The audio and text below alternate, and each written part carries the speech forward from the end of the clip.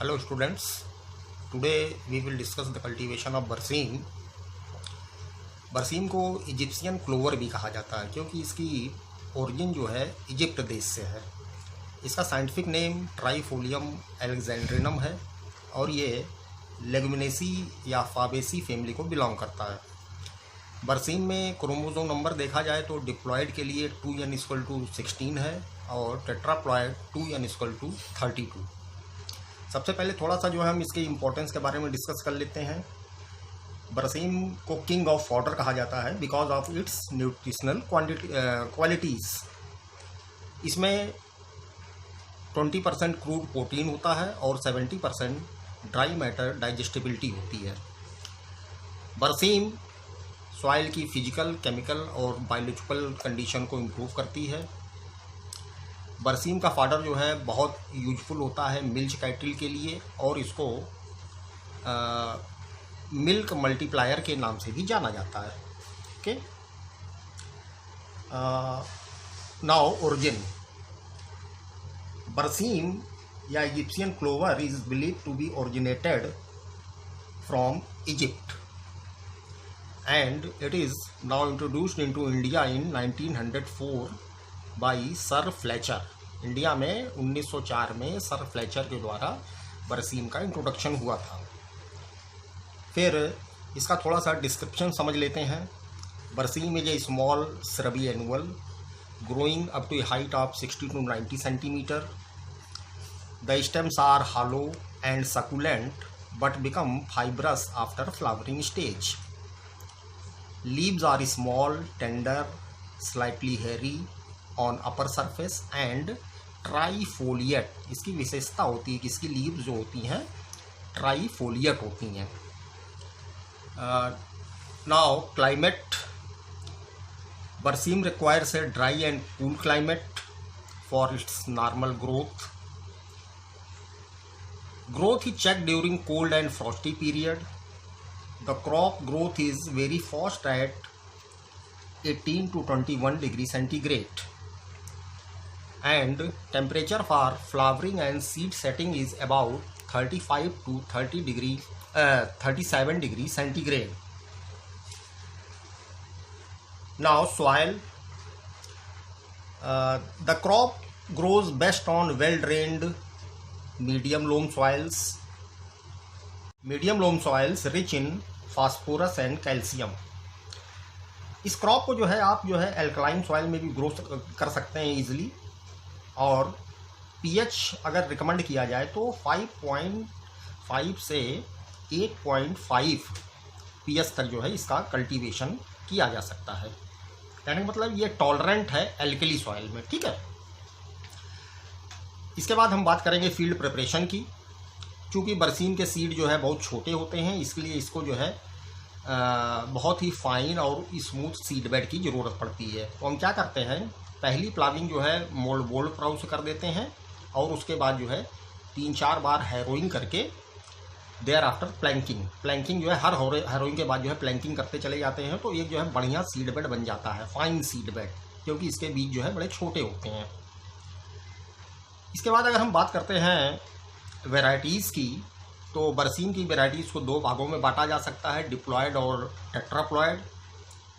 Diploid में तमाम variety हैं जैसे BL1, मिस्कावी, खदारवी, Chhindwara, BL10, IGFRI-99-1, BL22, BL92, UPB104 and UPB101, वरदान एट्सेट्रा।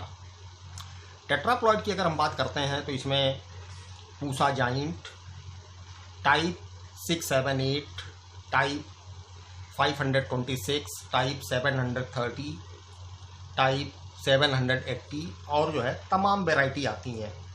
ख़ास बात यह है कि ये जो बरसीम की जो टेट्राप्लॉयड वैरायटीज़ होती हैं इनका जो है प्रोडक्शन जो है ब्रीडर के द्वारा जो है हर साल करना पड़ता है, क्योंकि there is tendency in tetraploid to become diploid in successive generations. Tetraploid जो होती हैं वो डिप्लॉयड में जो है चेंज हो जाती हैं, इसलिए ब्रीडर को जो है हर साल जो है नए टेट्राप्लॉयड वैरायटी को जो है सीड बनाने की ज़रूरत पड़ती है। इसके बाद अगर हम बात करें सीड एंड सोइंग की, तो इसके जो है दो मेथड हैं, एक है ड्राई बेड मेथड और दूसरा है wait method. Dry bed method में क्या होता है कि सीड को खेत में जो है ब्रॉडकास्ट कर देते हैं, मिक्स कर देते हैं। इस तरह से मिक्स किया जाता है कि हर सीड जो है लगभग आधे से 1 सेंटीमीटर फाइन सॉइल से जो है ढक जाए। दूसरा मेथड होता है वेट बेड मेथड। इसमें खेत में पहले जो है 5 से 6 सेंटीमीटर जो है गहरा पानी भर देते हैं और उसको जो है स्टिर कर दिया जाता है, जिससे कि एक जो है सॉइल वाटर सस्पेंशन बन जाए। फिर उसके बाद जो है सीड को उसमें ब्रॉडकास्ट कर देते हैं। तो क्या होता है, धीरे धीरे जो है सीड के ऊपर प्रॉपर सेटिंग हो जाती है। सॉइल जो उसमें सस्पेंशन में जो होती है धीरे धीरे जो बैठ जाती है और पूरे सीड जो है कवर हो जाते हैं। ठीक है, तो ये दो मेथड हो गए, ड्राई बेड मेथड और वेट बेड मेथड। फिर सीड ट्रीटमेंट। बरसीम चूँकि जो है लेगुमिनेसी फैमिली की क्रॉप है, तो इसके सीड को जो है राइजोबियम ट्राइफोलाई कल्चर द्वारा जो है ट्रीट किया जाता है। आप जानते हैं ये राइजोबियम का कल्चर जो है 200 ग्राम के पैकेट में आता है और एक पैकेट कल्चर 10 किलोग्राम बीज के लिए, 10 किलोग्राम बीज के लिए सफिशियंट होता है।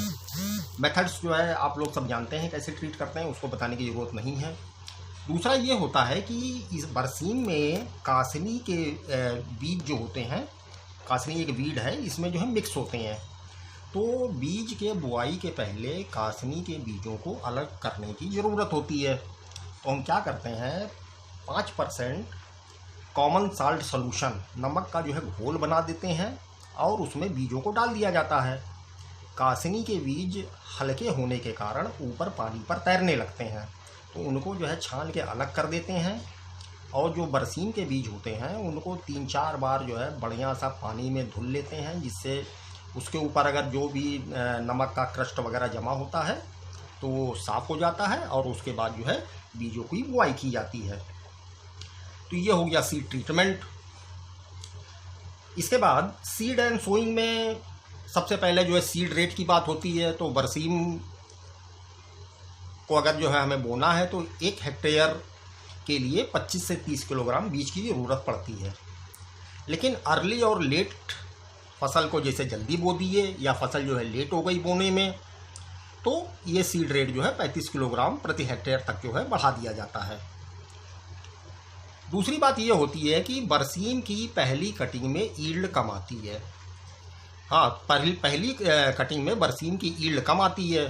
तो पहली कटिंग में ईल्ड को बढ़ाने के लिए इसमें लाही या फाडर सरसों जो होती है उसका 1 से 2 किलोग्राम बीज जो है, जो भी बरसीम का नॉर्मल सीड रेट होता है जो कि 25 से 30 किलोग्राम प्रति हेक्टेयर है, उसमें जो है और मिला के जो है जोड़ दिया जाता है।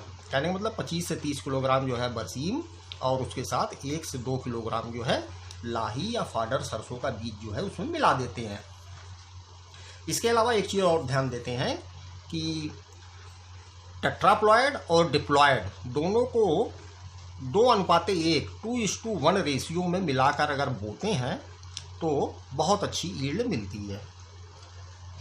Now sowing time, first fortnight of October is the best time of sowing बरसीम।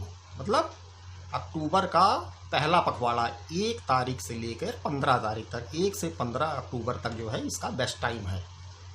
इसके बाद हम बात करेंगे मैन्योर एंड फर्टिलाइज़र की। तो मैन्योर एंड फर्टिलाइज़र में अगर हम जो है 15 से 20 टन जो है FOIM या कंपोस्ट खेत में लगभग 1 महीना पहले डाल देते हैं तो उससे यील्ड में इंक्रीज़ होती है। इसके अलावा बरसीम को लगभग 20 किलोग्राम नाइट्रोजन और 40 किलोग्राम फास्फोरस की ज़रूरत पड़ती है प्रति हेक्टेयर। नाइट्रोजन को हम स्टार्टर डोज कह सकते हैं। कहने का मतलब जब तक इसमें जो है नोडुल का फार्मेशन नहीं होता है तब तक जो है ये नाइट्रोजन पौधों के काम में आती है, और उसके बाद जब पौधे थोड़े से बड़े हो जाते हैं तब वे एटमॉस्फेयर से अपना सीधे ही नाइट्रोजन का संश्लेषण करने लगते हैं। तो नाइट्रोजन को स्टार्टर डोज कहते हैं। इसके 20 जो कि जो है 15 से 20 किलोग्राम है, और फास्फोरस जो है 40 किलोग्राम प्रति हेक्टेयर डालते हैं। इसके अलावा यील्ड को बढ़ाने के लिए इसमें हम 10 किलोग्राम बोरैक्स प्रति हेक्टेयर और मॉलिब्डेनम के लिए जो है अमोनियम मॉलिब्डेट 1 से जो है 1.5 kg प्रति हेक्टेयर जो है अगर हम यूज़ करते हैं तो यील्ड जो है हमें बहुत अच्छी मिलती है। इसके बाद हम बात करते हैं वाटर मैनेजमेंट की, सिंचाई की। तो बरसीम में शुरू में अप टू अक्टूबर के महीने में हम जो है लगभग 10 दिन के अंतराल पर सिंचाई करते हैं। उसके बाद नवंबर से जनवरी तक 15 दिन के अंतराल पर सिंचाई करते हैं। और उसके बाद धीरे धीरे हम देखते हैं कि जनवरी के बाद से जो है गर्मी बढ़ती जाती है, तो उसके बाद हम फिर जो है 8 से 10 दिन पर इसमें जो है सिंचाई की ज़रूरत पड़ती है। इस तरह से हम कह सकते हैं कि बरसीम में टोटल जो है लगभग 10 से 12 सिंचाइयों की ज़रूरत होती है। इसके बाद हम बात करते हैं वीड मैनेजमेंट की। तो चूँकि बरसीम जो है ब्रॉडकास्टिंग मेथड से अधिकतर बोई जाती है, फॉडर क्रॉप है, ज़्यादा वीड की प्रॉब्लम नहीं होती है। लेकिन अगर जो है 25 दिन तक अगर जो हम वीड फ्री कंडीशन मेंटेन करते हैं तो उससे उपज में वृद्धि होती है। या हम ये इस तरह से कह सकते हैं कि अगर इसमें 2 हैंड वीडिंग कर दी जाए, एक जो है बुआई के 25 दिन बाद और दूसरी बुआई के 35 से 40 दिन बाद, तो खरपतवार नष्ट हो जाते हैं और यील्ड में जो है वृद्धि होती है। इसके बाद हम बात करेंगे हार्वेस्टिंग की। तो बरसीम में पहली कटिंग जो है 50 से 55 दिन बुआई के बाद की जाती है, 50 to 50 days after sowing, 55 days after sowing.